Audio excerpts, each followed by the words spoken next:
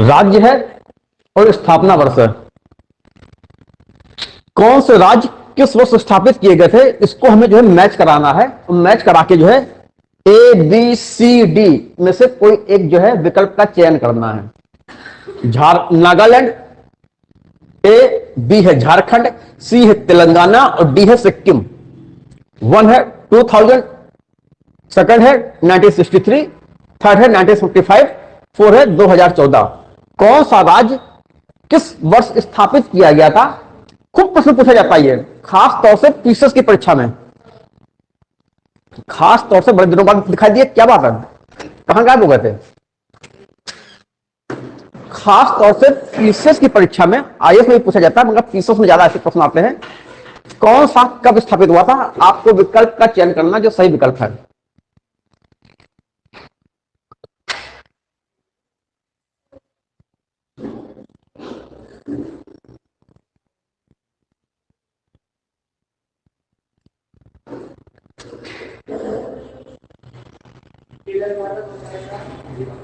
ABCD में कौन सा आंसर होगा? सी और डी में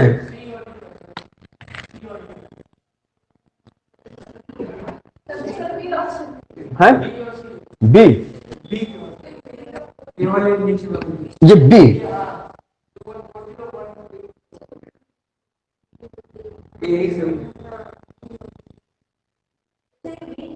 ए बी सी डी, ठीक है। ये ए बी है, सी और डी है। ये ए बी सी जगह नहीं थी ना, इसलिए एबीसीडी का आधा पोर्शन इधर कर दिया है। D 1 3 4 2, b a b b b b, ये हाँ हाँ यही सही है, बी सही है। क्योंकि नागालैंड की स्थापना हुई थी 1963 में। झारखंड जो है ये 15 नवंबर 2000 को अस्तित्व में आया है। तेलंगाना जो है 2014 जून 2014 में तेलंगाना बना है। और सिक्किम जो है पूर्ण राज्य बना है 1975 में। 1974 में सिक्किम भारत का एसोसिएट स्टेट बन चुका था। 1974 में सिक्किम भारत का एसोसिएट स्टेट संयुक्त राज्य बना था। किस संविधान संशोधन के द्वारा?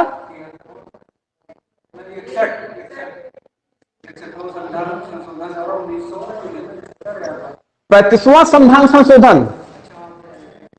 35वां संविधान संशोधन 1974 में सिक्किम भारत का एसोसिएट स्टेट बना। मगर सिक्किम की जनता सिर्फ एसोसिएट स्टेट बन जाने मात्र से संतुष्ट नहीं थी, वो भारत के साथ एक बड़ा सहयोग, बड़ी भागीदारी चाहती थी, एक बड़ा एसोसिएशन चाहती थी। तो वहां पर जनमत संग्रह हुआ और जनमत संग्रह ने सिक्किम की जनता ने 97% वोटिंग के साथ भारत के साथ पूरी तरीके से शामिल होने का मत दिया। तब जो है 36वां संविधान संशोधन किया गया और 36वां संविधान संशोधन के द्वारा 1975 में सिक्किम को भारत का पूर्ण राज्य, फुल फ्लेश स्टेट का दर्जा दिया गया।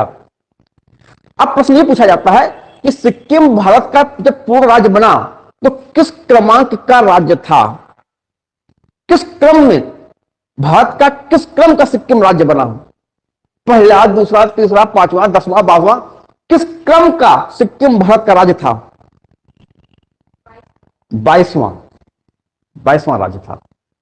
आप लोग को क्या करना है, आप लोगों को बराबर रिवीजन करना है, पहली बात। दूसरी चीज, अब तो आप लोगों के पास जो है ग्रुप में जो है वीडियो पड़े हुए हैं, समय निकाल के यहां पर जितनी कहानी आपने सुनी कई बार,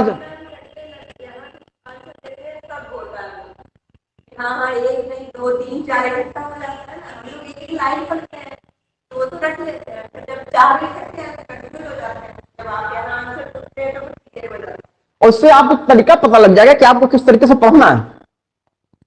मगर आप लोग समय निकालकर जो वीडियो आपके पास उपलब्ध हैं उनको भी आप देखा करिए, क्योंकि क्लास में कही गई बहुत सारी बातें जो है आप नोटिस या कैच नहीं कर सकते।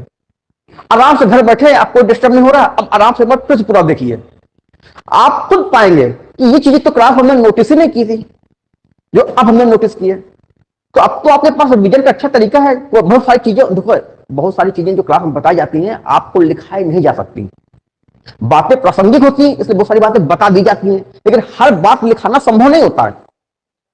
तो अब इस तकनीकी के युग में आपके पास ये सुविधा है कि क्लास में जितनी बातें बताई गई हैं, पूरी बातें, पूरी क्लास आपके पास उपलब्ध है। एक बार उसको फिर से देख लीजिए। तो जो बातें आपके कॉपी में नहीं आई हैं, वो आपको लगता है कि मुझे लिखनी चाहिए, तो एक बार क्लास फिर से सुनकर वो आप चाहें तो उसमें लोग नोट कर सकते हैं। ठीक,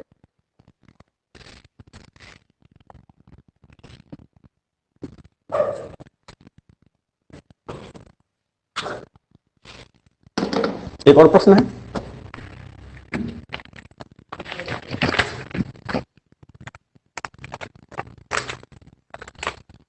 कौन सा असत्य है? गलत विकल्प को चुने। जो गलत है, जो स्टेटमेंट गलत है, उसको आपको जो है टिक करना है। ये है गोवा को, गोवा को 1987 में पूर्ण राज्य में पूर्ण राज्य का दर्जा, स्टेटस दिया गया, दिया गया।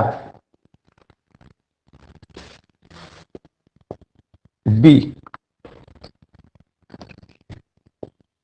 दमन, वो प्रश्न नोट कर लिया था पहले वाला है? तो आपको बताना चाहिए था ना, तो बताना चाहिए था ना कि आप मत मिटा दीजिए, पीछे उनसे नोट कीजिएगा, उन्होंने नोट किया है। क्या नाम है आपका? प्रिंस। ठीक है, ठीक है, ठीक है, ठीक है।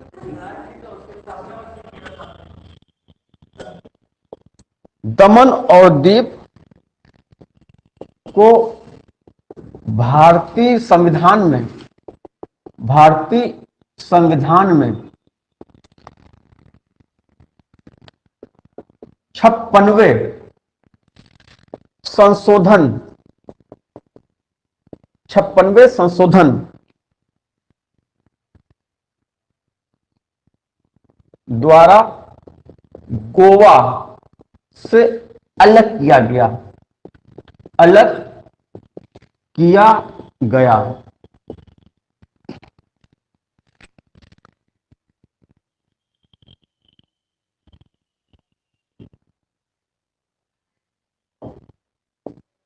दीव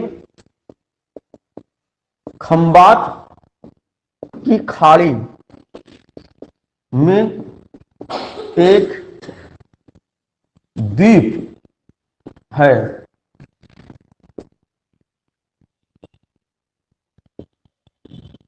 दादरा और नागर हवेली, दादरा और नागर हवेली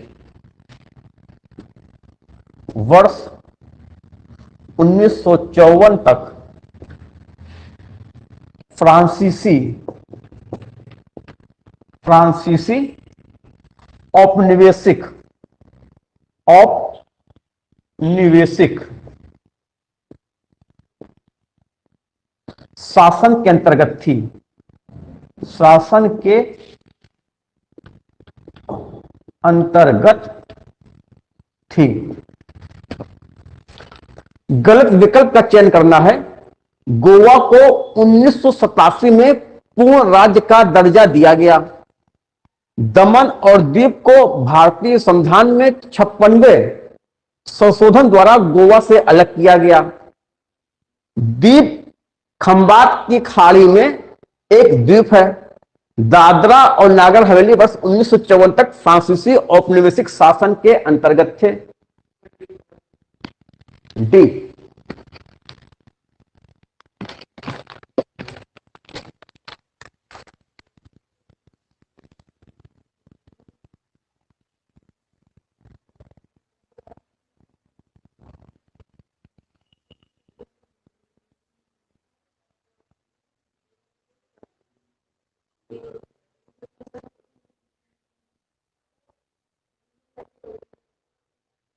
प्रश्न नोट कर लिया आप लोग? प्रश्न नोट कीजिए।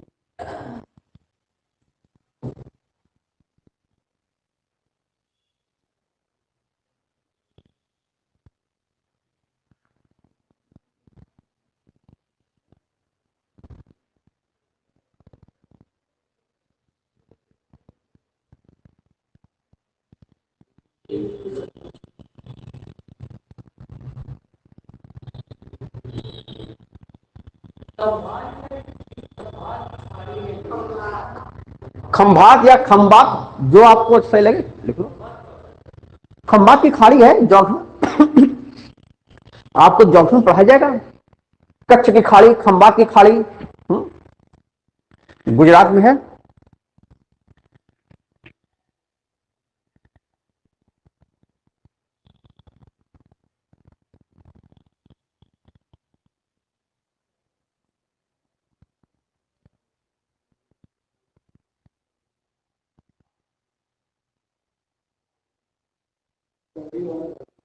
बी जो है, दमन द्वीप को भारतीय संविधान में 56वें संशोधन द्वारा गोवा से अलग किया गया। हाँ, अब बताइए।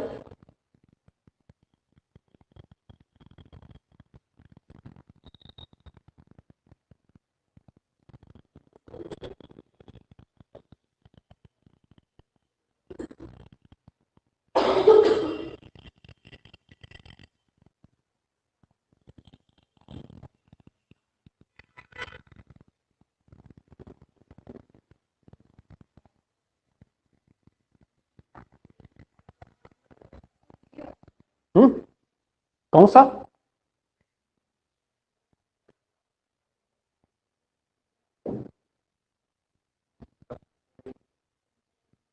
फोर, दादर नागर हवेली तक फ्रांसीसी उपनिवेश शासन के अंतर्गत था। और आप लोग बताइए।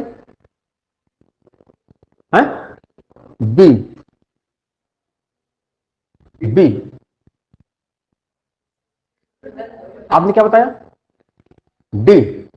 हाँ, डी सही है। डी मैंने डी सही नहीं, डी गलत है, इसलिए ये हमारा आंसर, ये हमारा सही आंसर होगा।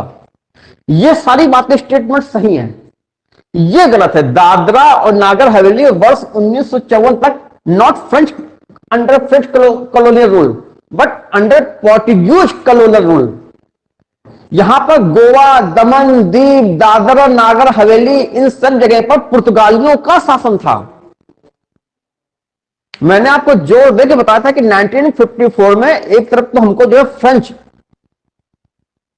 जो है फ्रांसीसियों से जो है हमको पांडिचेरी मिली 1954 में ही, और 1954 में ही हमने जो है दादरा और नागर हवेली को पुर्तगालियों से प्राप्त किया। 1954 में एक तरफ फ्रांसीसियों से हमें पांडिचेरी मिल रही है, और 1954 में ही हमें पुर्तगालियों से पश्चिम भारत में दादर और नागर हवेली प्राप्त हो रही है। दादर नागर हवेली को हमने वर्ष 1961 में जो है केंद्र शासित प्रदेश बनाया, और 1954 में जो हमको पांडिचेरी प्राप्त हुई थी फ्रांसीसियों से, उसको 1962 में केंद्र शासित प्रदेश बनाया। 56वें संविधान संशोधन द्वारा जो है दमन द्वीप को भारतीय संविधान में 56वें संविधान संशोधन द्वारा गोवा से अलग किया गया। 1987 में 56वां संविधान संशोधन हुआ था। 1986 में 56 कॉन्स्टिट्यूशनल अमेंडमेंट हुआ था, उसके द्वारा गोवा को दमन द्वीप से अलग करके गोवा को एक पूर्ण राज्य का दर्जा दे दिया गया। ए और बी स्टेटमेंट इंटरकनेक्टेड हैं। 56वां संविधान संशोधन 1987 में हुआ था, 1987 में हुआ था, और उस संविधान संशोधन के द्वारा हमने गोवा को दमन द्वीप से अलग किया और गोवा को पूर्ण राज्य का दर्जा दे दिया।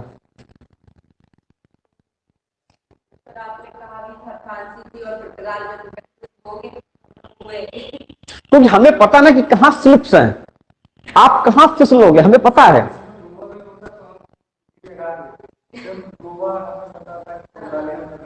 गोवा, दमन दीव, ये सब पुर्तगालियों के एस्टेब्लिशमेंट्स थे। इनके फ्रांसीसी के पास पांडिचेरी थी, और पांडिचेरी में हमने आपको बताया था कि 4 एरिया आ रहे हैं। कराईकल है जो कि जो है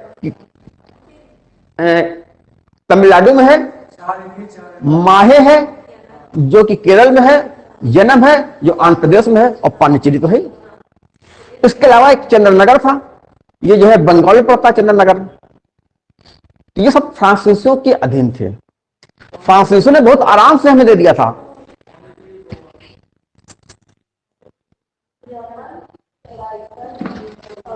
सब लिखाया जा चुका है, सारी बातें लिखाई जा चुकी हैं। आपने पढ़ा नहीं होगा तो आपको जो है जो चीज हो चुकी है, आप नहीं आए थे, आपको नोट्स जो है लेने चाहिए थे। अगर नोट्स नहीं लेंगे तो आप घाटे में रहेंगे। बिटार दे।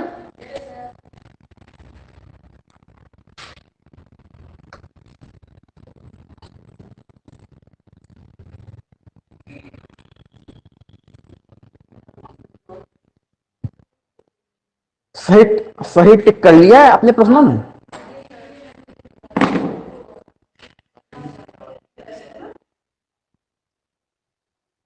कल क्या हुआ था? आर्टिकल 14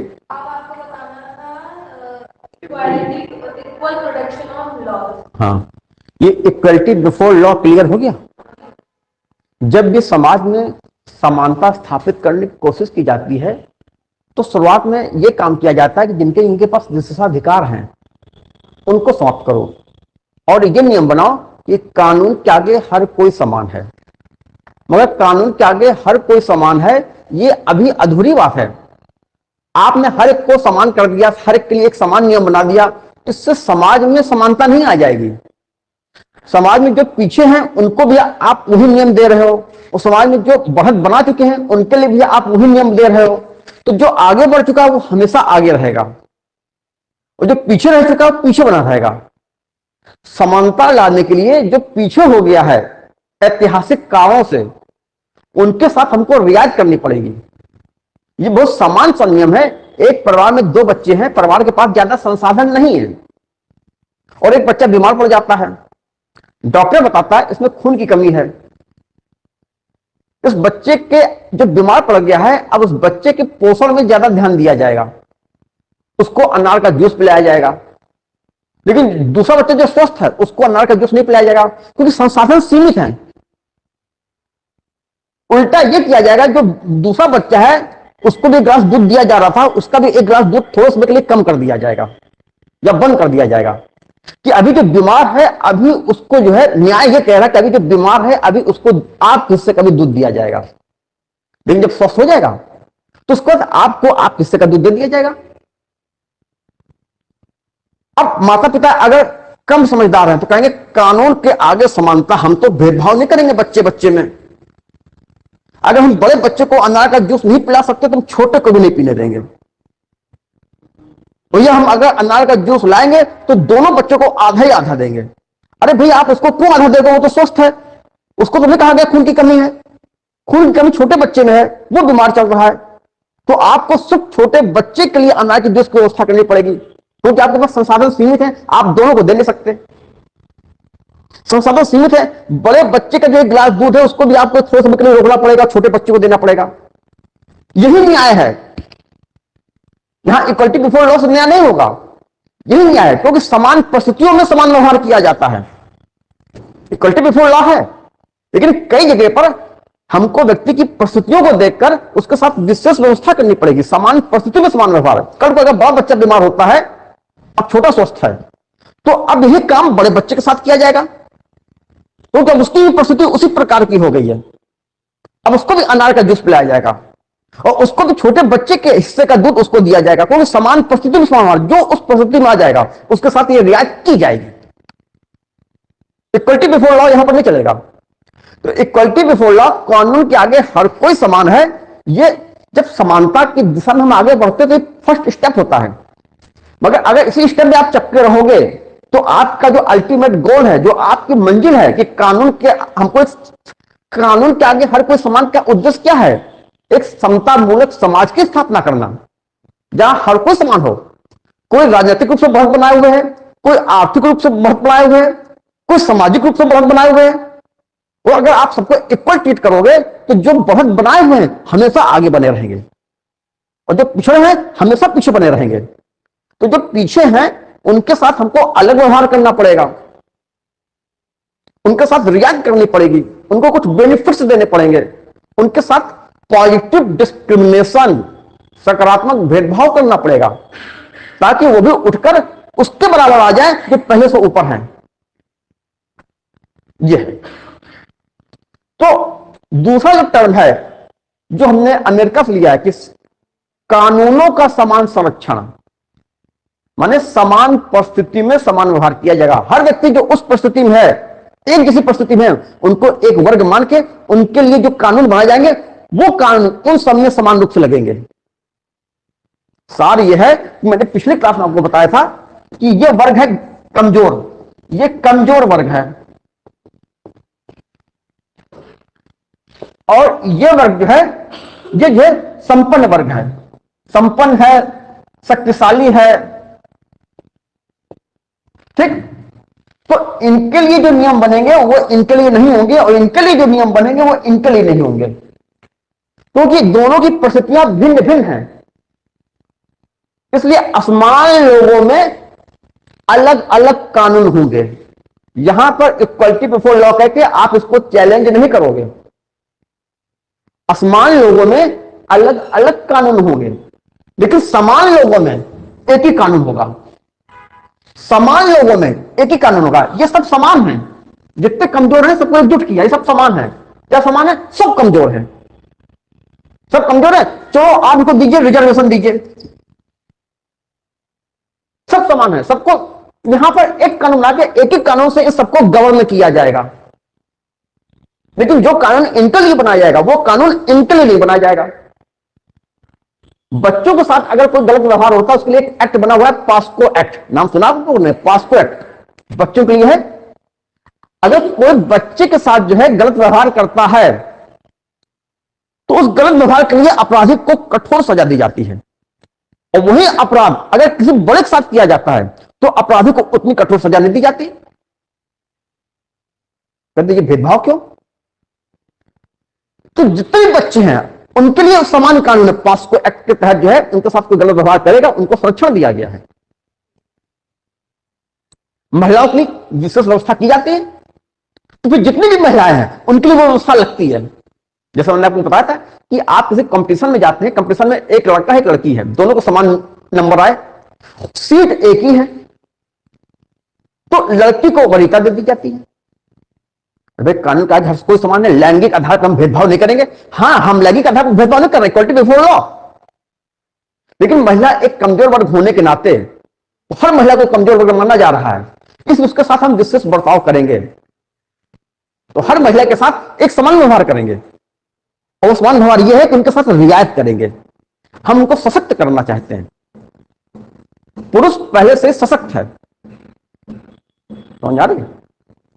तो यह है विधियों का समान संरक्षण। विधियों का समान संरक्षण का अर्थ यह है कि समान परिस्थितियों में समान व्यवहार किया जाएगा। परिस्थितियां समान नहीं है तो भिन्न भिन्न परिस्थिति के लोगों के साथ भिन्न भिन्न कानून होंगे। वो लोग जो एक जैसी परिस्थिति में हैं उनके लिए एक जैसा कानून होगा और एक समान पर लागू किया जाएगा, लेकिन मगर इनके लिए जो कानून होगा वो इन पर लागू नहीं किया जाएगा। वो लोग जो एक जैसी परिस्थिति में हैं उनके लिए एक जैसा कानून होगा और एक समान बिना भेदभाव के इनके ऊपर लागू किया जाएगा, मगर इनका कानून इन पर लागू नहीं किया जाएगा। बात समझ आ रही है? जो एक जैसी परिस्थिति में रह रहे हैं, person who are situated in a similar circumstances, उनके लिए जो है सेम लॉ होगा और उन पर बिना किसी भेदभाव के समान रूप से लागू किया जाएगा। अगर हम शेड्यूल्ड कास्ट को 27% आरक्षण दे 22% आरक्षण दे रहे हैं, 22 है, तो जितने भी एससी हैं सबको 22% आरक्षण देंगे बिना किसी भेदभाव के। इसी प्रकार से अगर हम ओबीसी को 27% आरक्षण दे रहे हैं जो क्रीमी लेयर में नहीं आ रहे हैं, तो फिर जितने भी ओबीसी हैं जो क्रीमी लेयर में नहीं आ रहे हैं हम सबको 27% आरक्षण देंगे। माने समान परिस्थिति में समान व्यवहार किया जाएगा, ठीक? लेकिन परिस्थितियां समान नहीं है तो समान व्यवहार नहीं चलेगा।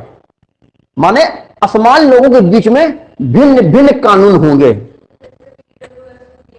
ईडब्ल्यूएस को दिया गया। तो अब जितने भी ईडब्ल्यूएस हैं जो है,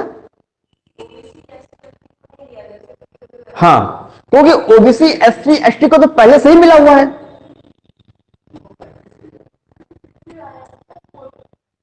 उनको पहले से ही मिला हुआ है, अब इनको दे दिया गया।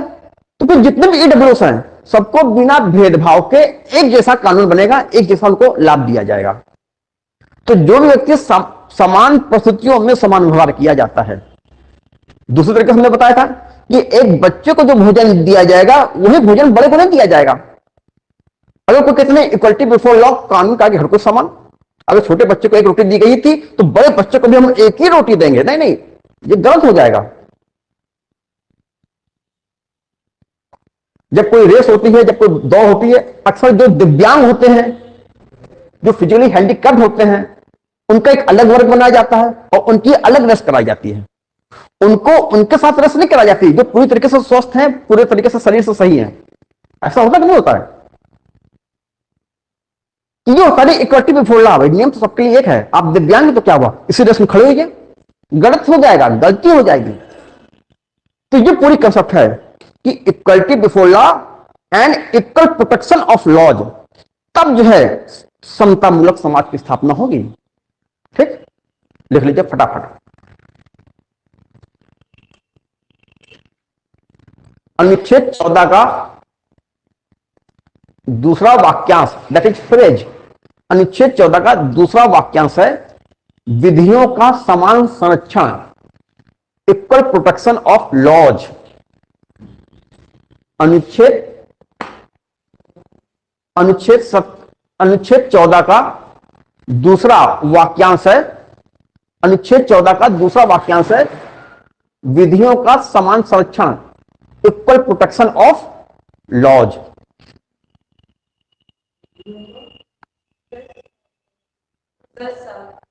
इक्वल प्रोटेक्शन ऑफ लॉज, समान संरक्षण। यह संकल्पना द कॉन्सेप्ट, यह संकल्पना अमेरिकी संविधान से ली गई है। This concept has been borrowed from the constitution of USA. यह संकल्पना अमेरिकी संविधान से ली गई है। यह संकल्पना अमेरिकी संविधान से ली गई है। देखिए, जो पहली संकल्पना थी, कानून के सामने हर कोई समान है, ब्रिटेन से ली गई। यह संकल्पना हमने अमेरिकी संविधान से ली गई। कानून के आगे हर कोई समान है, यह संकल्पना कैसी है, पॉजिटिव है कि नेगेटिव है? इधर ध्यान दीजिए, जो प्रश्न हम पूछ रहे हैं कि इक्वलिटी बिफोर लॉ, ये जो कॉन्सेप्ट है ये पॉजिटिव है कि नेगेटिव है? The concept equality before law is positive और नेगेटिव?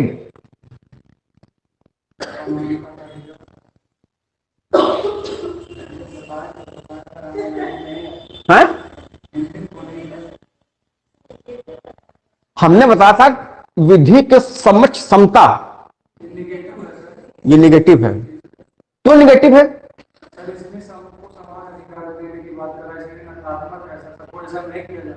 सबको समान अधिकार देना नकारात्मक कैसे हो सकता है भाई?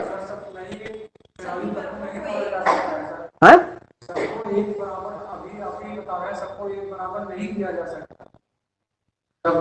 ये इसलिए नकारात्मक है कि यहां पर राज्य के द्वारा कुछ दिया नहीं जा रहा है, कुछ नहीं दे रहे हैं। ये तो उल्टा मना कर रहे हैं कि हम आपको विशेषाधिकार नहीं देंगे, इसलिए नकारात्मक है। उस बात आप सही बता रहे हो नकारात्मक है, मगर उसको आप जो है एक्सप्लेन नहीं कर रहे हो, आपका एक्सप्लेनेशन सही नहीं है। यहां कुछ क्या दे रहे हैं? कुछ नहीं दे रहे हैं। कह रहे किसी को कानून के समक्ष समता से वंचित नहीं किया जाएगा, ये कह रहे हैं। देखिए, मेरे सामने कोई टॉफी नहीं खाएगा, नहीं तो हमें भी खिलाएगा।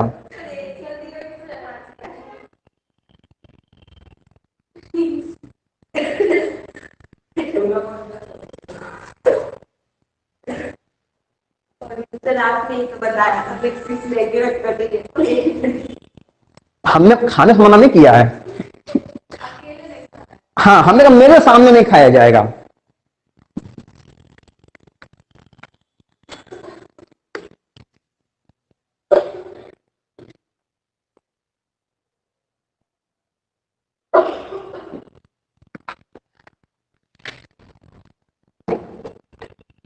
तो एक्सप्लेनेशन आपका गलत है।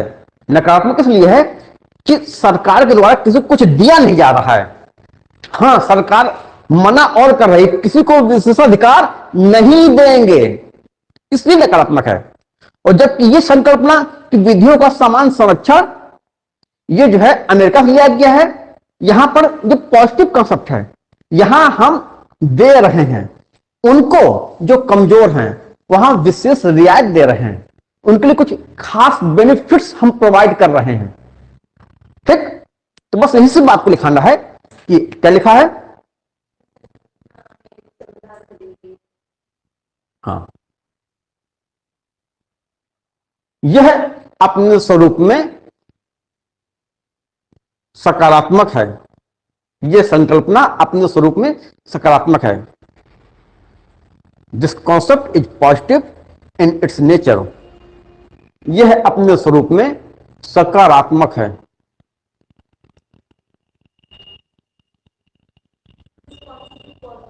इन इट्स नेचर सकारात्मक है।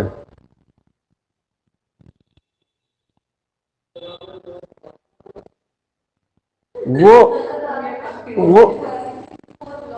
इसमें इसमें दो वाक्यांश हैं। कानून के आगे हर कोई समान है, ये नकारात्मक है। और हर एक को कानून का समान संरक्षण है दिया जाएगा, ये सकारात्मक है। इसमें दो पार्ट हैं। अनुच्छेद 14 में दो भाग हैं। एक तो हर कोई कानून के आगे समान है, ये नकारात्मक है। क्यों है अभी बताया, पिछली क्लास में बताया। और हर एक को कानून का समान संरक्षण दिया गया है, जिसको हमने अमेरिका से लिया गया है।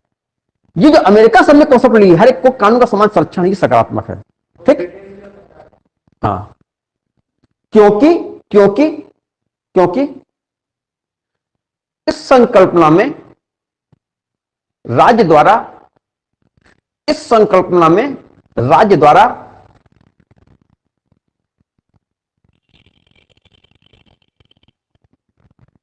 दलितों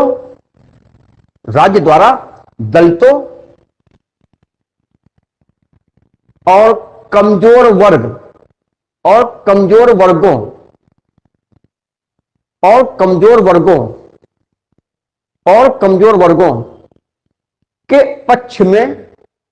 पक्ष में विशेष रियायतें, स्पेशल कंसेशंस, विशेष रियायतें और लाभ, special concessions and benefits are conferred on weaker sections and deprived section of the society। तो उसमें राज्य द्वारा दलितों और कमजोर वर्गों के पक्ष में विशेष रियायत और लाभ दिए जाते हैं। डिप्राइव्ड या डिप्रेस्ड क्लास ऑफ सोसाइटी, विशेष लाभ या रियायत दिए जाते हैं। ठीक,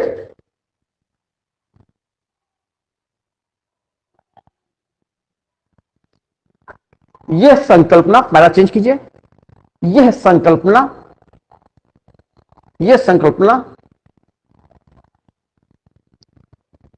राज्य को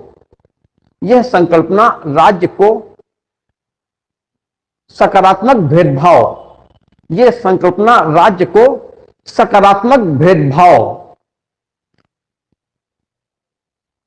करने की अनुमति प्रदान करता है या प्रदान करती है। यह संकल्पना राज्यों को सकारात्मक, positive discrimination, this concept permits the state to exercise positive discrimination in favour of weaker sections in order to uplift them,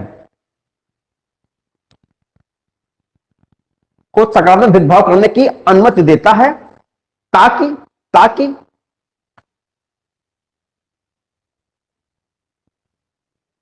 इन वर्गों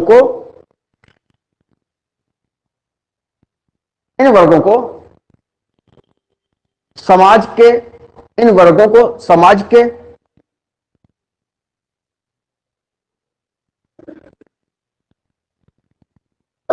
संपूर्ण वर्गों के समकक्ष लाया जा सके, समाज के संपन्न शक्तिशाली वर्गों के समकक्ष लाया जा सके, समकक्ष इक्विवेलेंट।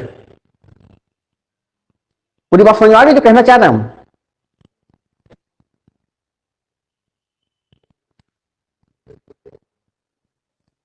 देखिए, इसलिए हम देखते हैं कि महिलाओं के लिए जो है विशेष व्यवस्था की जाती है।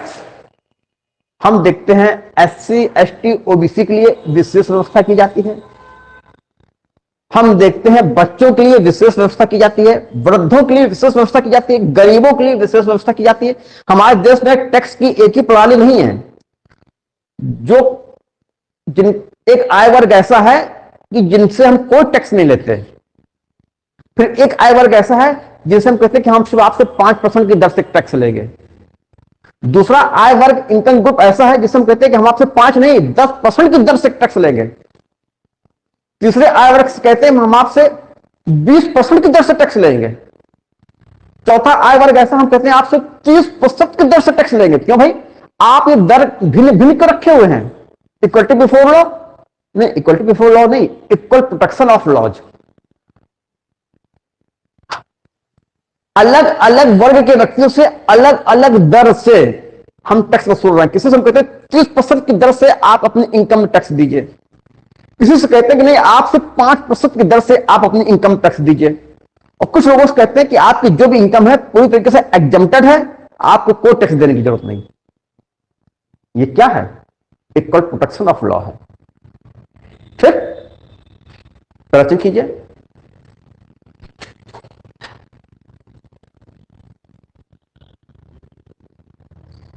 विधियों के समान संरक्षण का अर्थ है, विधियों के समान संरक्षण का अर्थ है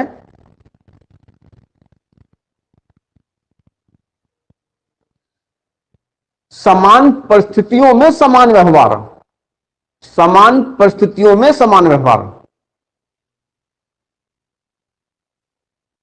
समान परिस्थितियों में समान व्यवहार, equality of treatment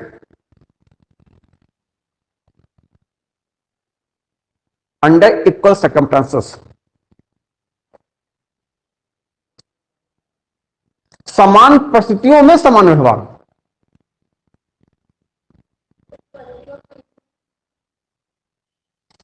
under equal circumstances, circumstances, समान परिस्थितियों में समान व्यवहार, अर्थात अर्थात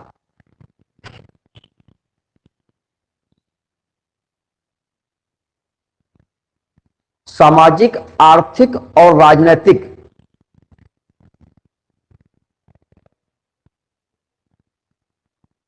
सामाजिक, आर्थिक और राजनीतिक रूप से भिन्न भिन्न वर्गों में, सामाजिक, आर्थिक, राजनीतिक रूप से भिन्न भिन्न वर्गों में भिन्न भिन्न भिन्न भिन्न कानून भिन्न भिन्न कानून बनाए जा सकते हैं।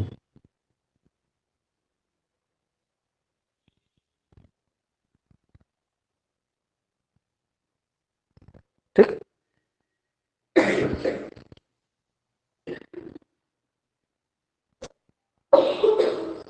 परंतु जिनकी परिस्थितियां समान हैं, परंतु जिनकी परिस्थितियां समान हैं, परंतु जिनकी परिस्थितियां समान हैं,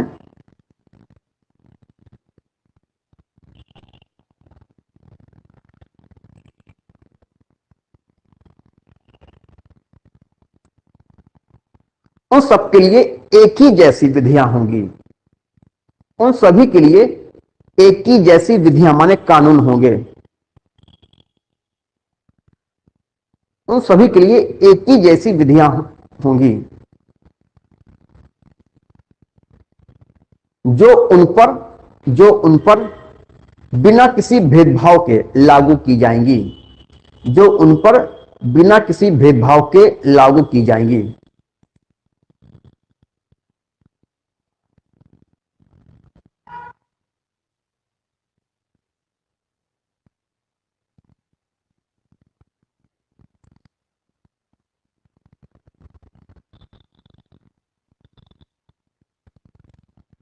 इसका अर्थ यह है कि अगर हम अनुसूचित जातियों को 22% आरक्षण दे रहे हैं तो सभी अनुसूचित जातियों को 22% आरक्षण देंगे बिना किसी भेदभाव के।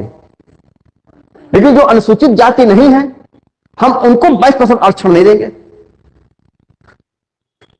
तो भिन्न भिन्न लोगों के लिए भिन्न भिन्न कानून हैं,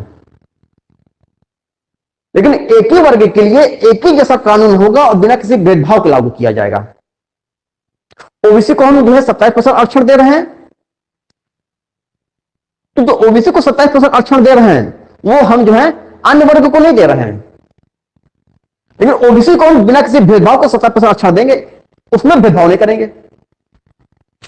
अब ओबीसी में हमने कहा ये क्रीमी लेयर है, ये संपन्न वर्ग है, तो फिर जितना भी संपन्न वर्ग है वो सबको हटा दिया, क्योंकि इक्वल प्रोटेक्शन ऑफ लॉज, समान परिस्थितियों में समान व्यवहार किया जाएगा।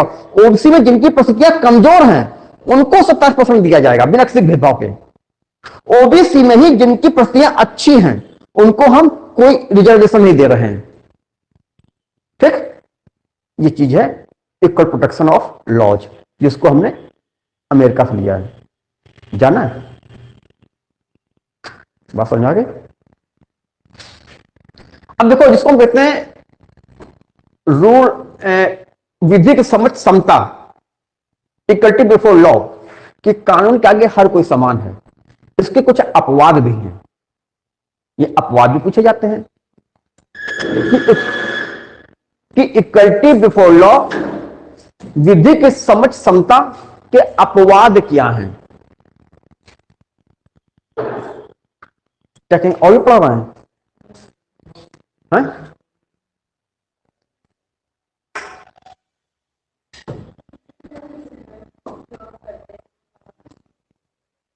तो लिखिए, विधि के समझ समता के अपवाद, विधि के समझ समता के अपवाद, एक्सेप्शन, एक्सेप्शंस।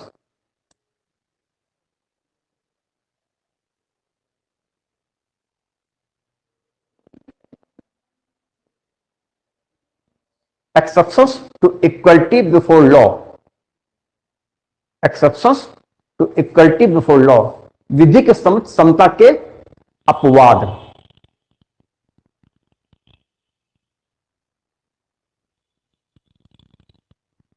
देखिए, हमारे जो राष्ट्रपति हैं, जो राज्यपाल हैं, इनके साथ अपवाद है।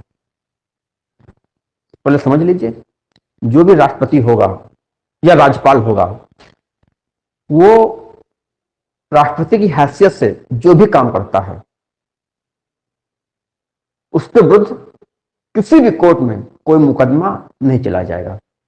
ही is not answerable to any court when he is acting in the capacity of president और गवर्नर। जो भी देश का राष्ट्रपति होता है, जो भी किसी राज्य का राज्यपाल होता है, राज्यपाल की हैसियत से अपने जो सरकारी काम करता है उन कामों के लिए उसके विरुद्ध आप कोई फौजदारी या दीवानी मुकदमा किसी भी अदालत में नहीं चला सकते। वो किसी भी न्यायालय के प्रति जवाबदेह नहीं होगा अपने सरकारी कामकाज के लिए। अर्थात आप ये नहीं कहोगे राष्ट्रपति महोदय आपने जो अध्यादेश जारी किया था वो अनुचित था, असंवैधानिक था, आओ यहां जवाब दो, आके आप पर कार्रवाई होगी। कोई कोर्ट उसको नहीं कह सकता।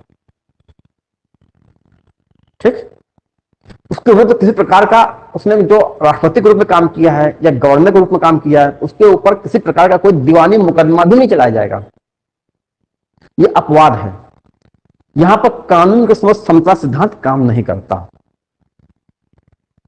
ब्रिटेन में भी कहा गया है कि वहां का जो क्राउन है, जो राजा है, कोई गलती नहीं करता। उनका ये सिद्धांत है, जब कोई गलती ही नहीं करता तो आप उसके विरुद्ध कोई कार्रवाई कर ही नहीं सकते। उसको गलतियों से परे माना गया है। उनका सिद्धांत है कि क्राउन कोई गलती नहीं करता। भारत में यह गलती तो करता है, मगर किसी न्यायालय के समक्ष वो जवाबदेह नहीं होता। उसने कोई सरकारी काम में गड़बड़ी करी है, मान लीजिए उसके पास जो है कोई जो है बिल पहुंचाया गया, उसने बिल पे सिग्नेचर किया, कानून बन गया। अब कल को कोई नहीं कहेगा राष्ट्रपति ने जिस बिल पर सिग्नेचर करके कानून बनाया था वो कानून इतना गलत था कि देश में इतने दंगे हो गए, इतना दंगा फसाद हो गया, राष्ट्रपति जवाबदेह है इसके लिए। उस पर कोई मुकदमा चलाएंगे और उसको हम आजीवन कारावास कराएंगे, उसको हम फांसी कराएंगे, उसको हम सजा करवाएंगे। ऐसा नहीं कर सकता। ये इसकी ऑफिशियल ड्यूटी है कि किसी बिल को स्वीकार करे या अस्वीकार करे। इसकी ऑफिशियल ड्यूटी है कि कोई ऑर्डिनेंस, कोई अध्यादेश जारी करे या न जारी करे। उसको अपने पद से जुड़े बहुत सारे काम करने पड़ते हैं।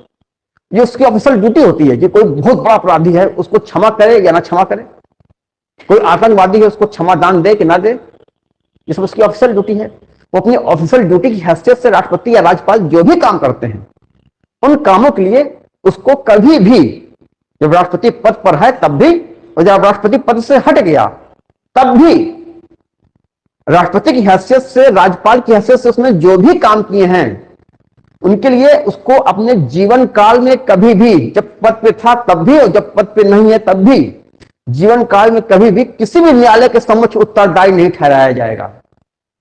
अपवाद है विधि के समक्ष समता का। लिख लीजिए,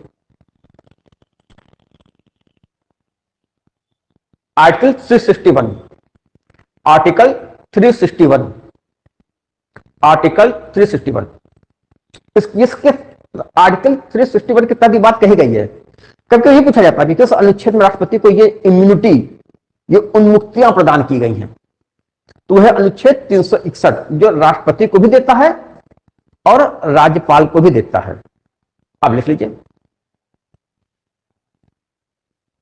राष्ट्रपति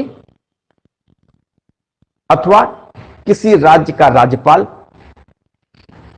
राष्ट्रपति अथवा किसी राज्य का राज्यपाल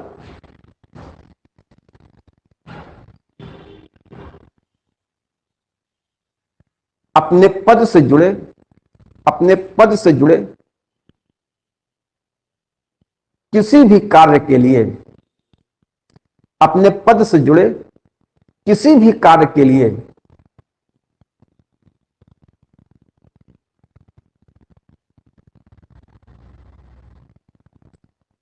अपने पद से जुड़े किसी भी कार्य के लिए कभी भी किसी न्यायालय के समक्ष, कभी भी किसी न्यायालय के समक्ष, कभी भी किसी न्यायालय के समक्ष उत्तरदायी नहीं होगा।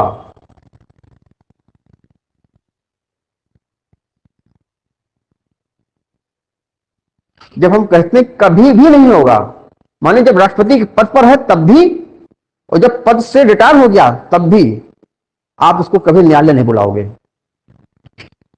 अपने पद से जुड़े किसी भी काम के लिए। पॉइंट 2,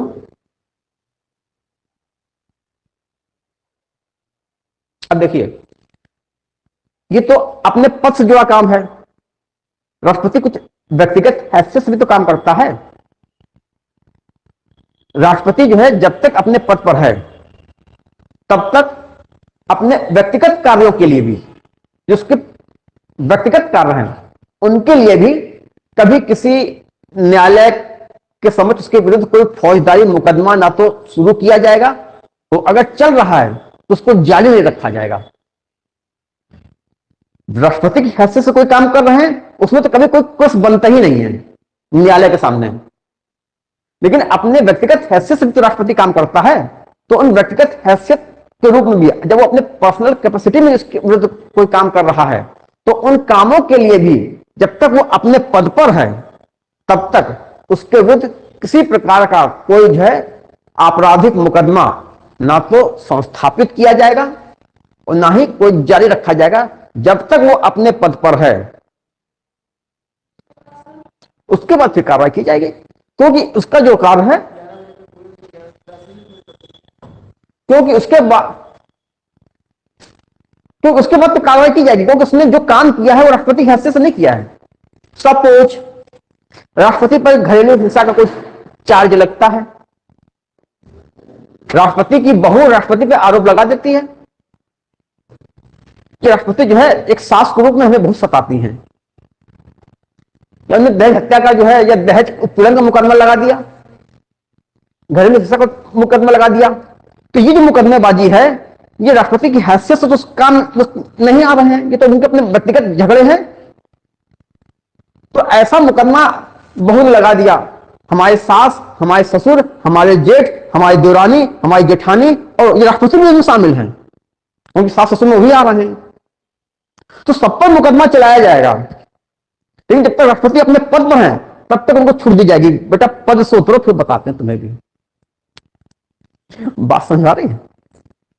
जब तक वो राष्ट्रपति के पद पर है तब तक उसके विरुद्ध उसके जो व्यक्तिगत कार्य हैं, जहां पर कोई मुकदमेबाजी बनती है, किसी भी अदालत में कोई आपराधिक मुकदमा, फौजदारी मुकदमा ना तो आरंभ किया जाएगा और ना ही जारी रखा जाएगा।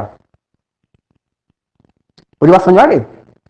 पहले हम ये कह रहे थे इसके पहले कि राष्ट्रपति की हैसियत से कोई काम कर रहा है उसमें तो कोई केस बनता ही नहीं है, ना तो आपराधिक और ना दीवानी। रिटायर हो जाएगा तो भी नहीं बनता है, क्योंकि उसने जो कुछ किया है राष्ट्रपति की हैसियत से किया है, अपने निजी हैसियत से नहीं किया है। लेकिन निजी हैसियत से जब कोई काम करता है तो उसमें केस बनते हैं। तो अगर कोई आपराधिक मामला बनता है उसके विरुद्ध, तो जब तक वो पद पर है, अपने पद में रहने के दरमियान किसी भी न्यायालय में उसके विरुद्ध ना तो आपराधिक मुकदमा शुरू किया जाएगा और ना ही जारी रखा जाएगा।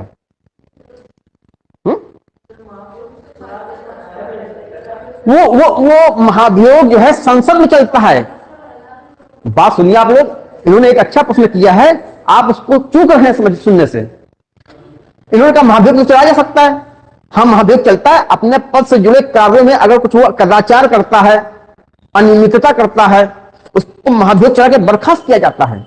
अपने पद से जुड़े कामों में क्या कार्रवाई नहीं की जा रही है, मगर ये कार्रवाई जो है न्यायालय में नहीं चलेगी, ये तो संसद में चल रही है।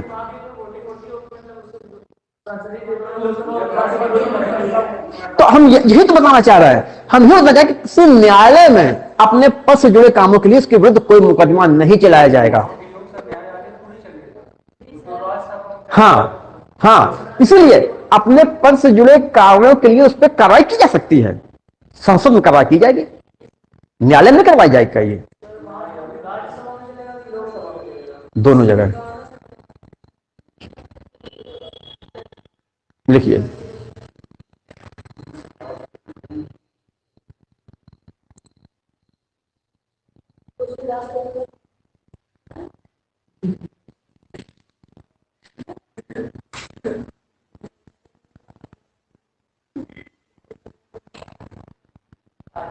राष्ट्रपति को अपने पद अवधि के दौरान, राष्ट्रपति को अपने पद अवधि के दौरान, during the term of his office, राष्ट्रपति को अपने पद अवधि के दौरान अपने व्यक्तिगत कार्यों के लिए, अपने व्यक्तिगत कार्यों के लिए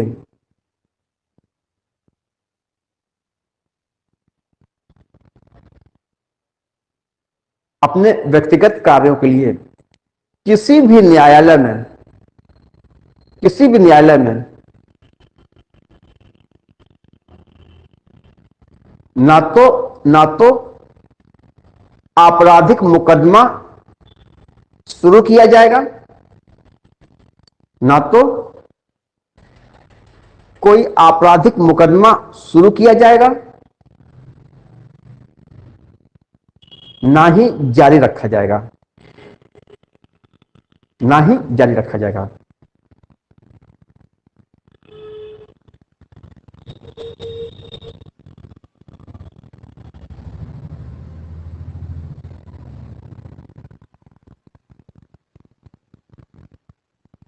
नेक्स्ट पॉइंट, इसी प्रकार किसी न्यायालय द्वारा, इसी प्रकार किसी न्यायालय द्वारा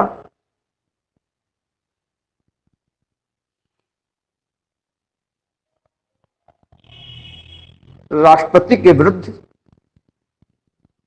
माने राष्ट्रपति में गवर्नर शामिल है इसमें, ठीक है, राष्ट्रपति गवर्नर दोनों के लिए ये है इम्यूनिटी है, दोनों को जो है ये उन्मुक्तियां हैं। हम राष्ट्रपति राष्ट्रपति कर रहे हैं, वहां पर आप गवर्नर अंडरस्टूड मान लीजिए, जो कुछ राष्ट्रपति को दिया जा रहा है वही विशेषाधिकार, वही उन्मुक्तियां, वही इम्यूनिटीज राज्यों के राज्यपालों को भी दी गई हैं। तो राष्ट्रपति के साथ गवर्नर आप समझ लीजिएगा। क्या लिखा है?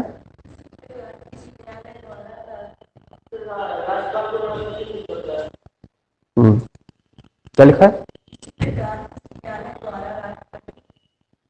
के विरुद्ध, राष्ट्रपति के विरुद्ध, राष्ट्रपति के विरुद्ध उसके सेवा काल के दौरान, माने उसकी पद अवधि के दौरान, माने जब तक वो राष्ट्रपति के पद पर है उसके सेवा काल के दौरान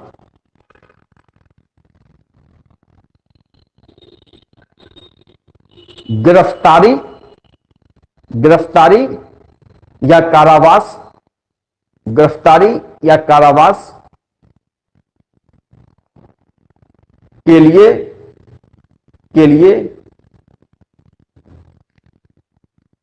कोई कार्रवाई जारी नहीं की जाएगी, कोई कार्रवाई जारी नहीं की जाएगी।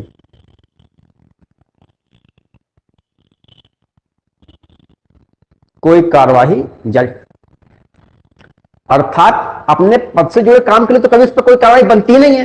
ये सारी कार्रवाइयां जो है उसके व्यक्तिगत कार्यों के लिए है, तो तब भी जब पद पर है तब नहीं किया जाएगा। मगर अगर कोई दीवानी मुकदमा बनता है, राष्ट्रपति का अपने पड़ोस के एक खेत में कोई विवाद चल रहा है, राष्ट्रपति का खेत है, पड़ोस में एक और खेत है उसका, और खेत का कोई दीवानी मुकदमा चल रहा है, तो उसने राष्ट्रपति के विरुद्ध मुकदमा कर दिया। हाँ, एक्चुअली इसके पीछे एक कॉन्सेप्ट है, संसदीय लोकतंत्र में राष्ट्रपति रबर स्टैंप होता है, तो राष्ट्रपति जितना काम सरकारी कर रहा है वो थोड़ी कर रहा है, वो तो रबर स्टैंप है, इसलिए उसको ये उन्मुक्तियां दी गई। जहां भी संसदीय लोकतंत्र होगा वहां राष्ट्रपति को इस प्रकार की उन्मुक्तियां दे दी जाती हैं कि कुल संसदीय लोकतंत्र में सब जानते हैं कि तुम कुछ नहीं कर रहे हो, तो जब तुम कुछ कर ही नहीं रहे हो तो अपने सरकारी काम के लिए तुम पर क्या कार्रवाई की जाए, तभी न्यायालय से उसको छूट दी गई है। बात समझ आ रही है? लेकिन प्रधानमंत्री तो सारा काम करता, काम करने वाला तो प्रधानमंत्री है, तो उसको थोड़ी छोड़ेंगे, उस पर तो मुकदमा करेंगे। ये क्वेश्चन समझ आ रही है? ये उन्मुक्तियां सिर्फ संसदीय लोकतंत्र में मिलती हैं। जो उन्मुक्तियां अध्यक्षात्मक लोकतंत्र जो कि अमेरिका में है वहां के राष्ट्रपति को नहीं मिलती हैं। ये संसदीय प्रणाली की विशेषता है, हमेशा याद रखिएगा, कभी ध्यान में आ जाए कि भारत में राष्ट्रपति किसी न्यायालय के समक्ष उत्तरदायी नहीं है अपने सरकारी काम के लिए। कथन, कारण, भारत में संसदीय प्रणाली कार्य करती है। हाँ, ये कारण इसका है कि उसको उन्मुक्तियां क्यों दी गई हैं, क्योंकि संसदीय प्रणाली काम करती है। तो संसदीय प्रणाली में राष्ट्रपति क्या है? रबर स्टैंप है। आप क्या रबर स्टैंप पे कार्रवाई करोगे? नहीं, जो रबर स्टैंप चला रहा है उस पर कार्रवाई करो। रबर स्टैंप को तो आप जहां ठोकोगे वहां पड़ जाएगा बेचारा, वो मजबूर है। इस रबर स्टैंप को जो प्रयोग कर रहा है वो दोषी है। इसीलिए संसदीय लोकतंत्र में राष्ट्रपति और राज्यपाल को संसदीय लोकतंत्र में काम करना है, और संसदीय लोकतंत्र में काम करने के दौरान इनके पास कुछ नहीं होता, बस इनके नाम का प्रयोग किया जाता है। तो हम कुछ कर ही नहीं रहे, हमारे नाम का प्रयोग कर रहे हो, करने वाले तो आप हो। अरे हम तो कोर्ट में घसीट रहे हो भैया। ऐसा प्रश्न बना है एग्जाम में कि राष्ट्रपति किसी न्यायालय के समक्ष उत्तरदायी नहीं होता। भारत में संसदीय लोकतंत्र काम करता है। कंसेप्ट क्लियर है? ये रीजन है वैलिड रीजन है कि उस पर कार्रवाई क्यों नहीं की जाती। ठीक, कंसेप्ट क्लियर हो रहा कुलदीप जी? कंसेप्ट क्लियर हो रहा कि नहीं हो रहा है? क्लियर है? पहले से है, अभी भी हुआ है, ये भी है वो भी, क्या है समझ में नहीं आ रहा है। कुछ स्पष्ट आप नहीं बोल रहे हैं।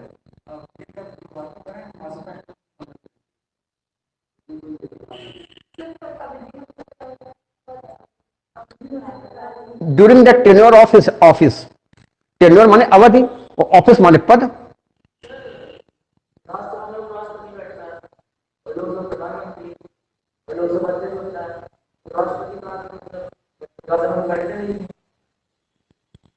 राष्ट्रपति जो है किसी सदन का सदस्य नहीं होता, इसलिए वो नहीं बैठता है।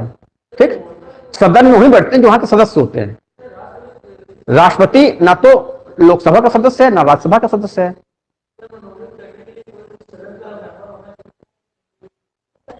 किसको मनोनीत करने के लिए? राष्ट्रपति मनोनीत नहीं होता है, राष्ट्रपति निर्वाचित होता है राष्ट्रपति के रूप में, उसको मनोनीत नहीं किया जाता है। राष्ट्रपति के रूप में उसको शपथ दिलाएगा सुप्रीम कोर्ट का प्रधान न्यायाधीश। राष्ट्रपति is not a nominated personality, is elected personality. राष्ट्रपति के रूप में उसका चुनाव किया जाता है। कहां का? राष्ट्रपति ना तो लोकसभा का सदस्य होता है ना राज्यसभा का होता है। सदन में वही बैठते हैं जिसके सदस्य होते हैं। यह एक अपवाद है कि वो राष्ट्रपति अपने सदन का सदस्य नहीं होता, तब भी अपने सदन की कार्रवाई में भाग लेता है। यह एक अपवाद है। इसी प्रकार से एक अपवाद और है, अटॉर्नी जनरल ऑफ इंडिया। वो भी ना तो लोकसभा का सदस्य होता है ना राज्यसभा का सदस्य होता है, मगर राज्यसभा और लोकसभा की कार्रवाई में पार्टिसिपेट करता है। सारी चीजें सब की जाएंगी, मगर वहां तक आने तो दीजिए। अभी जहां पर जो बात चल रही है अभी वहां तक सीमित रही है।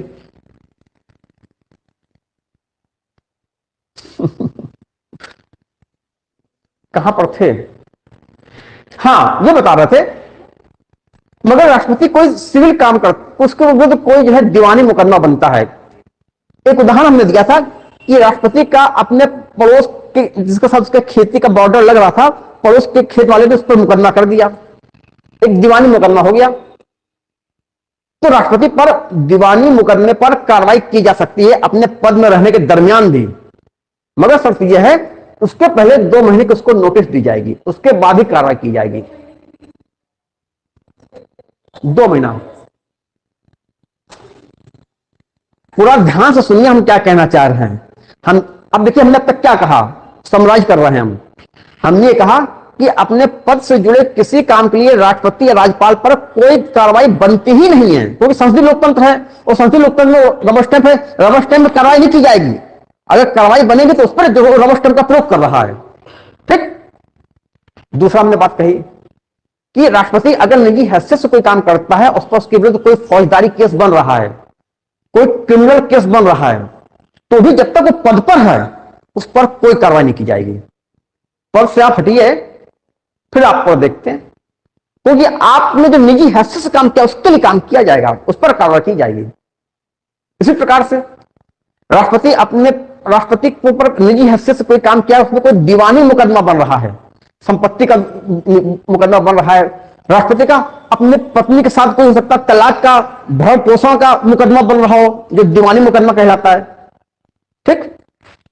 मान लीजिए कोविंद पर उनकी पत्नी केस कर देती जब वो राष्ट्रपति थे कि इन्होंने मुझे त्याग दिया है और मेरा भरण पोषण नहीं किया जा रहा है, तो दीवानी मुकदमा बना।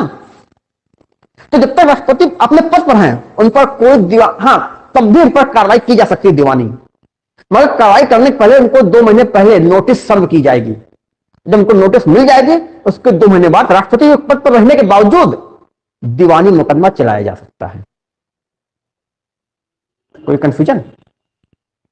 लिख लीजिए। हमने आज उस राष्ट्रपति को नोटिस दी, मैंने नोटिस राष्ट्रपति ने रिसीव कर ली, अब आज के 2 महीने बाद अब कार्रवाई की जाएगी।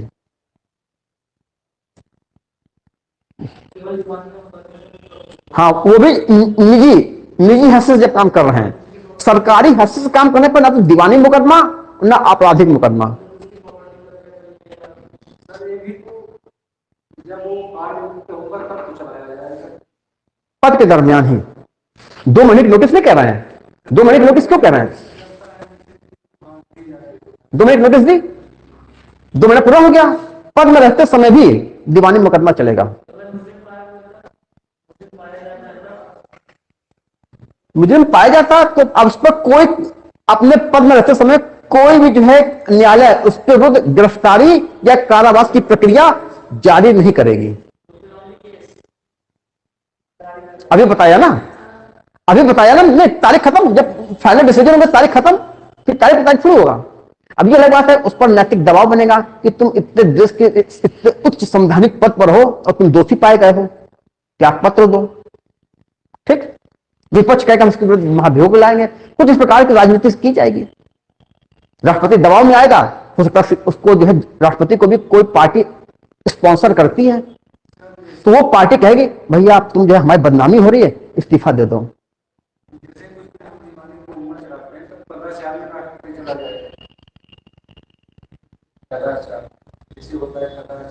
कदाचार अपने पद से जुड़ा कदाचार होगा, उसके लिए संसद में कार्रवाई की जाएगी। जो संसद में कार्रवाई होती है अपने पद से जुड़े कार्यों के लिए कार्रवाई की जाती है, उसके निजी हैसियत से किए गए कार्यों के लिए नहीं की जाती है। ठीक, चलिए लिखिए।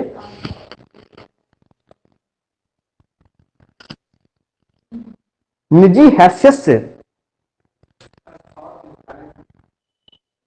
क्या?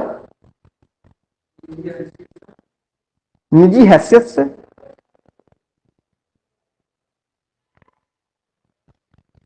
राष्ट्रपति द्वारा किए गए कार्यों के लिए, निजी हैसियत से राष्ट्रपति द्वारा किए गए कार्यों के लिए किसी न्यायालय के समक्ष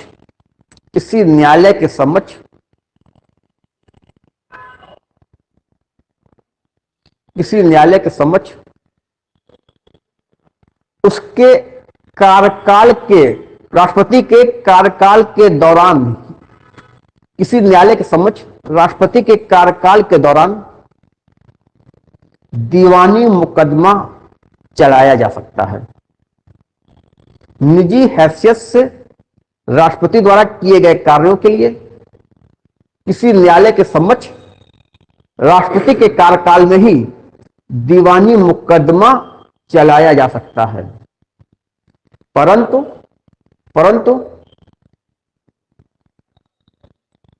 ऐसी कार्रवाई के पूर्व राष्ट्रपति को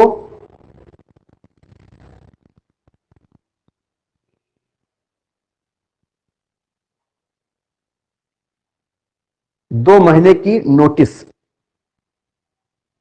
दी जाती है।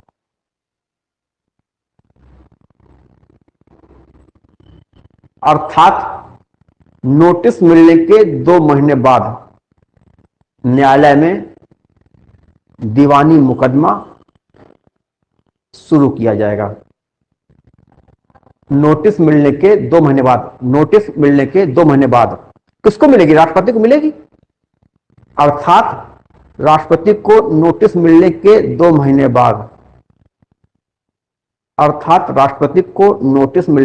महीने बाद दीवानी कार्रवाई शुरू की जाएगी। ठीक,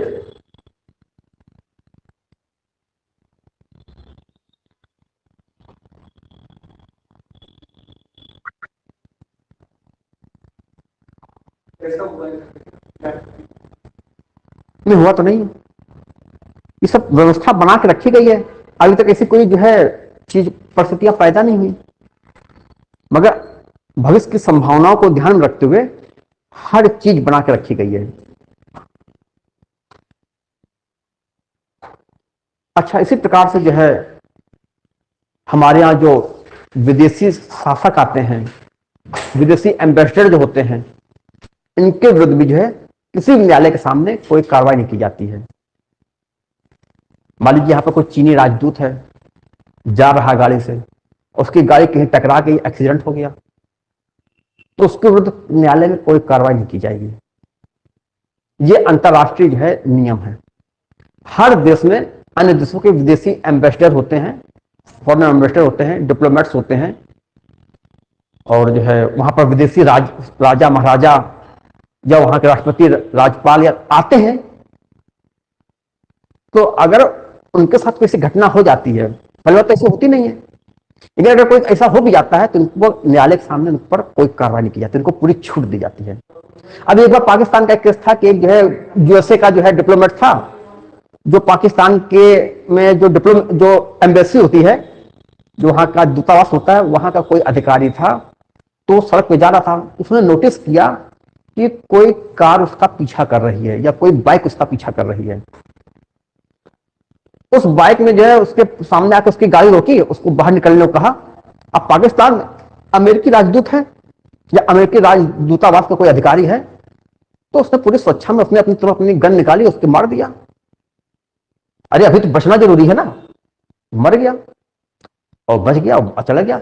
बाद में वहां बस शोर शराबा मचा कि उसको पकड़ लो, उसको फांसी दो, इसको ये करो वो करो, लेकिन पाकिस्तान सरकार ने इसको कुछ भी नहीं किया।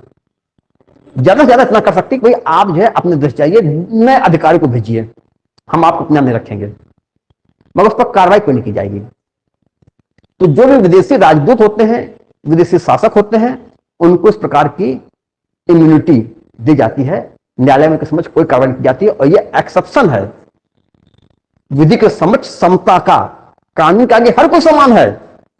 मगर अपवाद है कि आप क्या कोई विदेशी शासक आएगा, आप क्या कोई विदेशी राजदूत आएगा, या आप क्या कोई विदेशी राजदूत काम कर रहा है, वो कानून से ऊपर है कानून से।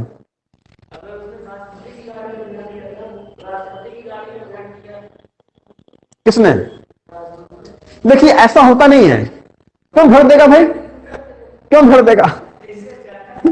हाँ नहीं, छूट है, उसको ये छोड़ दिया जाएगा। नंबर प्लेट की बात थोड़ी कर रहा है। हाँ, और राष्ट्रपति की गाड़ी थोड़ी, जब राष्ट्रपति का जो है वो उनका जो है चलेगा काफिला, तो इसलिए कोई आके वहां पे लोगों को रोक दिया जाता है, ये और भिड़ो आके और इन पर स्याही फेंको आके, ऐसा थोड़ी होता है। लेकिन ये व्यवस्था की गई है, तो लिख लीजिए, विदेशी शासक और विदेशी राजदूत, विदेशी शासक और विदेशी राजदूत, शासक और विदेशी राजदूत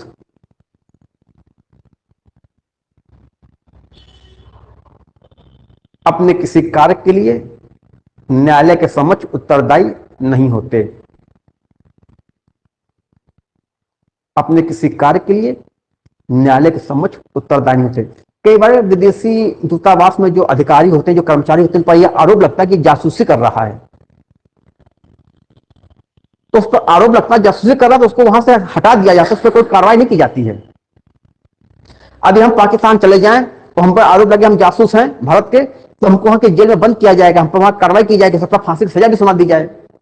लेकिन अगर हम वहां के दूतावास के अधिकारी कर्मचारी हैं और हम जासूसी कर रहे हैं और पाकिस्तान सरकार ने पकड़ लिया, उनके खुफिया एजेंसी ने पकड़ लिया कि तो जासूसी कर रहा है, हम पे कार्रवाई नहीं करेगी, तुरंत हमको जो है वापस कर दिया जाएगा कि जाइए भारत, यहां जासूसी कर रहा हो तुम, ठीक।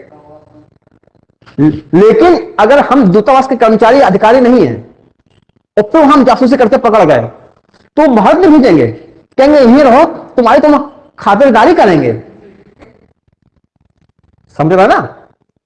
तो तब हम जो है वहां के न्यायालय के अधीन आ गए, और उस न्यायालय में जासूसी के लिए विदेशी व्यक्ति वहां जो जासूस कर जो कार्रवाई होगी वो हम पर की जाएगी।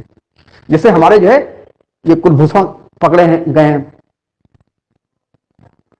ना, नाम सुना? क्या नाम? कुलभूषण जाधव, नाम सुना कि नहीं सुना है? लेकिन इस प्रकार से हर देश जिस प्रकार से जासूसी करवाता है दूसरे देश के लिए, कुछ तो कर्मचारी जो उनके वहां पर होते हैं दूतावास में वही जासूसी करते हैं, और कुछ जो दूतावास के बाहर के कर्मचारी होते हैं, जो बाहर के कर्मचारी का पकड़े जाते हैं तब तो उनके साथ कार्रवाई हो जाती है, लेकिन दूतावास का कर्मचारी जब पकड़ा जाता है तो उस पर कार्रवाई नहीं कर सकते वो। हाँ, दूतावास का कोई भी कर्मचारी होता है उसको जो है डिप्लोमेटिक इम्यूनिटी प्रदान की जाती है। इसी प्रकार से जो यूएनओ है, यूनिक जो एजेंसीज हैं, यूएनओ और उसकी एजेंसियों को भी जो है ये कूटनीतिक उन्मुक्ति प्रदान की जाती है। जैसे भारत में जो है यूएनओ के कई ब्रांचेस हैं, यहां काम हो रहा है। यूएनओ की कई ब्रांचें कई विदेशों में कई जगहों पर हैं, भारत में भी है। यहां पर जो कर्मचारी और अधिकारी काम कर रहे हैं उनके साथ कोई जाने अनजाने दुर्घटना हो जाती है, ठीक, तो उन पर कोई मुकदमा नहीं चलाया जाएगा। यहां पर लिख लीजिए, यूएनओ के कर्मचारी,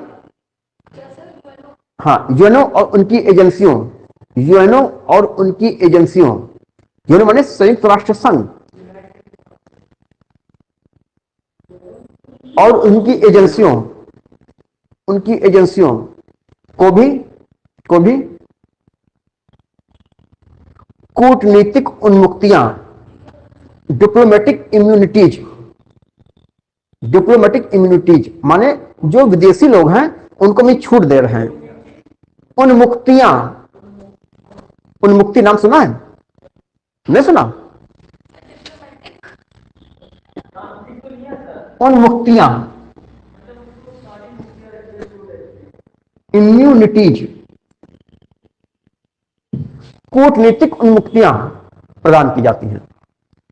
फिर देखिए, जो संसद के सदस्य हैं, सुनिए, संसद के जो सदस्य होते हैं आपस में एक दूसरे को गाली गलौज करते हैं, एक दूसरे पर गंदे गंदे आरोप लगाते हैं, क्योंकि मार झगड़ा करते हैं, मगर उनके विरुद्ध कोई भी कार्रवाई न्यायालय में नहीं की जाती।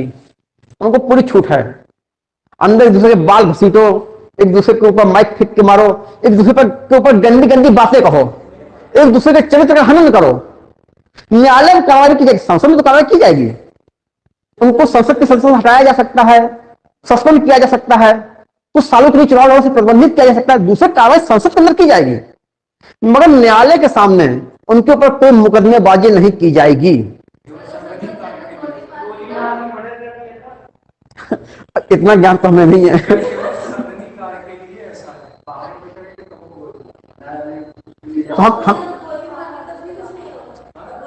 तो देखिए, चलिए अब बात सुनिए।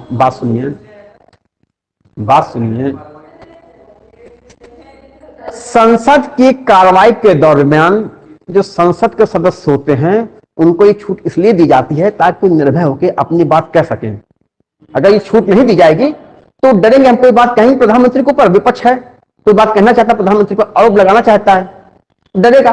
सरकार इनकी, पुलिस इनकी, हमने संसद के अंदर इन पर कोई आरोप लगा दिया, अभी बाहर इन पर जो मुकदमा लगा के कोई जेल भेज देंगे। तो इसलिए जो है उनको ये छूट दी गई है कि आप निर्भय होकर संसद की कार्रवाई में जब भाग लीजिए, आपको जो कुछ कहना कहिए, आपके ऊपर कोई केस नहीं किया जाएगा न्यायालय के सामने। लेकिन संसद के अंदर आप संसदीय कार्य करेंगे तो स्वयं संसद की कार्रवाई आप पर की जाएगी। संसद के अंदर की जो कार्रवाई होती है वो आप पर की जाएगी। वहां पर जो बाउंसर होते हैं या वहां पर जो दूसरे मार्शल होते हैं, आप उठाकर बाहर रख देंगे जाके, और मना कर देंगे दोबारा अंदर नहीं आना है, उनका उस पूरे सत्र के लिए आपको सस्पेंड कर दिया जाए, कुछ भी किया जा सकता है। माने न्यायालय के समक्ष आप पे कार्रवाई नहीं की जाएगी। तो लिख लीजिए, ये बात जो संसद सदस्य के लिए है, यही बात विधानसभाओं के सदस्यों के लिए भी है। तो संसद के सदस्यों को जो है अनुच्छेद 105 के तहत है और विधानसभाओं के सदस्यों को अनुच्छेद 194 के तहत है। तो लिख लीजिए,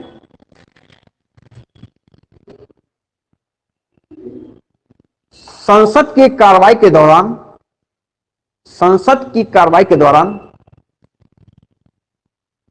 अथवा किसी संसदीय समिति की कार्रवाई के दौरान, संसद या उसकी किसी समिति की कार्रवाई के दौरान, संसद या उसकी समिति की किसी कार्रवाई के दौरान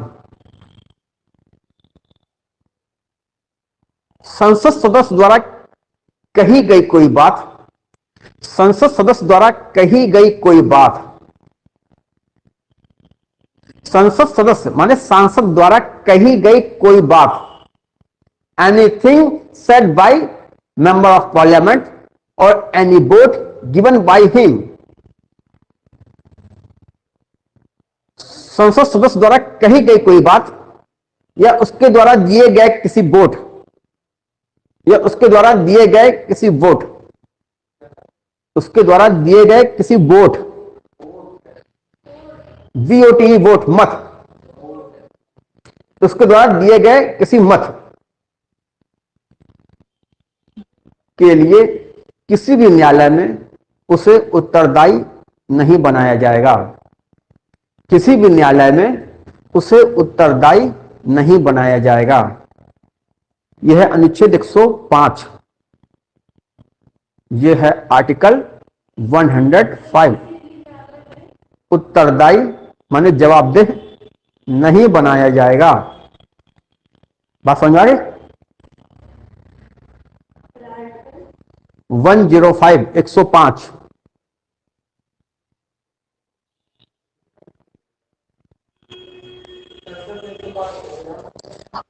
अर्थात वहां कोई बात वो कहता है, जब वहां पर कई मामले में वोटिंग होती है ना, वोट देता है, इस प्रकार से संसदीय समितियां होती हैं, वहां पर भी कुछ संसद सदस्य रखे जाते हैं। तो समिति में, संसद की समिति में कोई कार्रवाई चल रही है, वहां पर कोई बात कहता है या कोई मत देता है, उसके लिए उसको न्यायालय में उत्तरदायी नहीं ठहराया जाएगा। पैरा चेंज कीजिए। इसी प्रकार की उन्मुक्ति विधानसभा सदस्यों को भी है। इसी प्रकार की उन्मुक्ति विधानसभा सदस्यों को भी है। यह अनुच्छेद 194 194।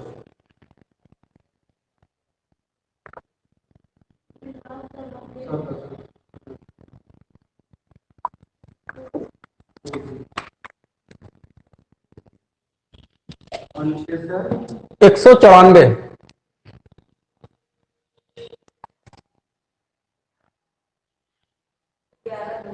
11। तो इस प्रकार से आज आपका अनुच्छेद 14 खत्म हुआ। अब ये बताइए, जब 3 दिन में आपका खत्म हुआ था, तो अनुच्छेद 14 में इसमें से कौन कौन सी बातें बताई गई थी, कौन कौन सी नहीं बताई गई थी?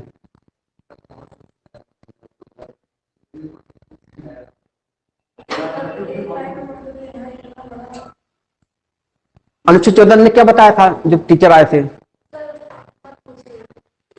इसका 2% भी नहीं बताया, इसका 1% भी नहीं बताया। उन्होंने नॉर्मल बेसिक का बताया था, इक्वालिटी एक्चुअली में जॉब हाँ बस ये इतना बताया, बस इक्वालिटी बताएंगे। कहाँ से लेके कोई बात नहीं, समीक्षा करना कोई बात नहीं। अब बात तो बहुत दूर की बात है, प्रेसिडेंट बारे में कुछ भी नहीं बताया। भारत संघ है,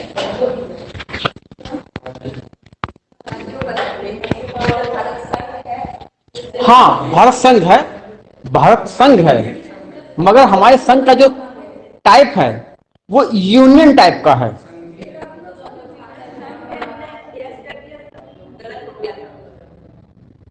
देखिए, जो विकल्प होते हैं वहां पर जो ऑब्जेक्टिव होते हैं वहां पर प्रश्न के अनुसार जो है उनको चुनना होता है। तो क्या प्रश्न था?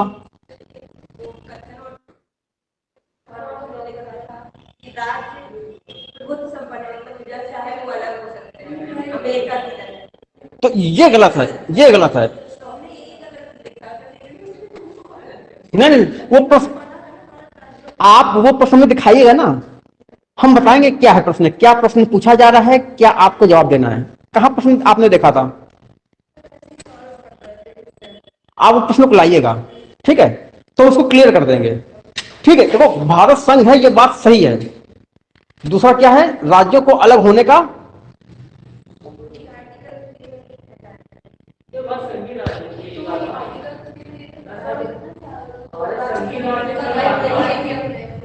संघीय राज्य है।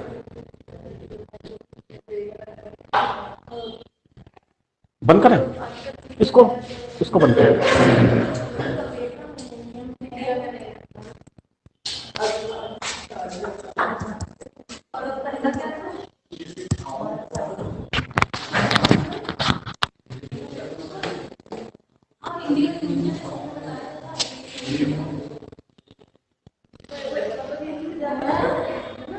इस वक्त